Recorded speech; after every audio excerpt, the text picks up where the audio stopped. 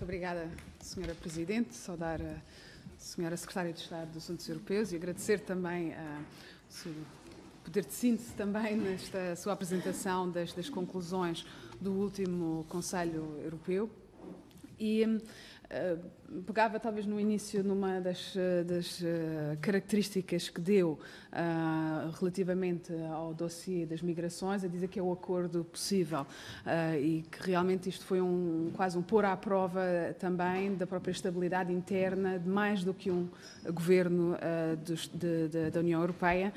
e por isso realmente a conciliação de posições tão antagónicas para chegar a essas conclusões do Conselho Europeu é de saudar de chegar a essas conclusões, apesar de também acharmos que, evidentemente, pode sempre ir além e certamente quem tem outros posicionamentos no espectro partidário também terá essa visão, mas como sabemos é o poder também da política de consenso também dentro da União Europeia e saber que isso não falhou neste Conselho Europeu é realmente algo a saudar. E, relativamente a estas posições antagónicas, gostaríamos de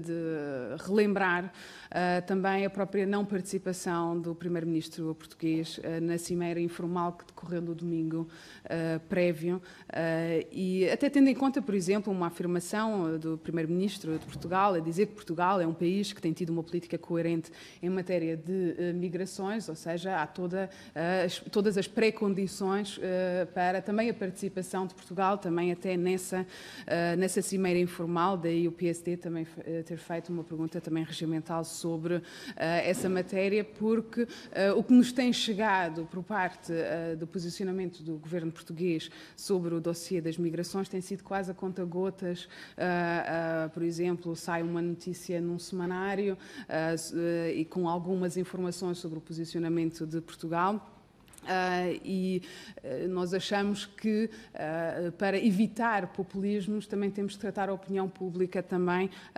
precisamente como adultos e partilhar precisamente todo o posicionamento do Governo de Portugal sobre a questão também da política migratória, precisamente para evitar populismos possíveis, até para responder da mesma maneira solidária, não só aos próprios refugiados, como é também a tradição e a natureza política do nosso país, mas também de forma solidária com governos manifestamente pró-europeus que sentem de forma mais aguda a pressão migratória. E também tendo em conta até o próprio posicionamento da própria população portuguesa e da opinião pública também, e da sociedade civil, que é também muito importante também referir o seu papel nesta matéria, especialmente desde 2015, mas já noutras situações prévias. Portanto, tendo em conta todo este contexto favorável, também continuamos a não perceber porque é que o Primeiro-Ministro português não participou e qual é que foi o motivo da agenda do Sr. Primeiro-Ministro para não participar nessa cimeira informal, preparatória até de certa forma para o Conselho Europeu. Por várias vezes o PSD também colocou a questão que na prática que se vive em Portugal relativamente à saída dos refugiados de Portugal. E sempre nos respondiam por parte do governo português que não havia outra forma. Bem, a senhora Secretária de Estado referiu, e bem, que há novas soluções para também a questão das migrações secundárias e que realmente é preciso chegar a essas novas soluções para salvar a palavra União da União Europeia e alargar precisamente o conceito de solidariedade também aos Estados-membros mais afetados, como referia há pouco. O Sr. Primeiro-Ministro disse a um semanário português que iria negociar um acordo bilateral com a Alemanha. a par também com outros Estados-membros que também iriam assinar esses acordos bilaterais para que regressassem os refugiados a quem foi concedido asilo em Portugal, de forma a melhor distribuir em território europeu a pressão migratória.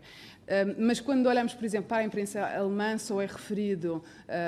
são referidos os acordos bilaterais com Espanha, com Grécia, com Itália, com França, e por isso gostaríamos de aproveitar esta audição para saber qual é que é o ponto de situação sobre esse acordo bilateral com a Alemanha, quais são os números específicos também, qual é que é a realidade da qual estamos a falar também, e o próprio conteúdo, se será partilhado previamente com o Parlamento português,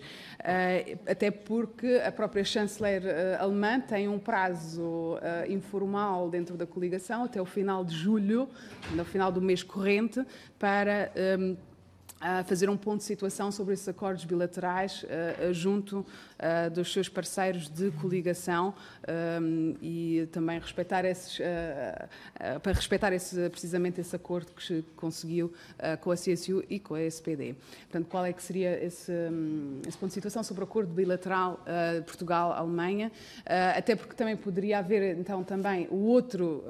aspecto desse acordo, que é a própria recolocação voluntária também de pessoas que estão na Alemanha e que quisessem vir para Portugal. Qual é que é o ponto de situação também dessa vertente do acordo e como assegurar também a operacionalidade deste género de acordo. Também sobre a Frontex, a Sra. Secretária de Estado referiu também a necessidade do reforço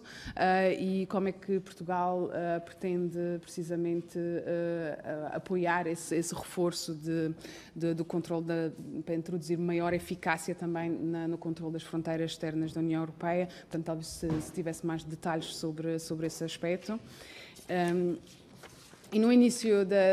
desta intervenção referia-me à questão da instabilidade que foi gerada pelo próprio desenrolar do Conselho Europeu, que foi mais do que um governo europeu, e no início da semana passada os holofotes estavam todos sobre a questão da coligação alemã, mas já desde ontem temos outra, entre aspas, vítima relativamente à instabilidade gerada após o Conselho Europeu, nomeadamente através das demissões também no governo do Reino Unido, e tendo em conta que estamos a 9 meses da data prevista para o próprio Brexit, qual é que é a consideração também que o governo português faz sobre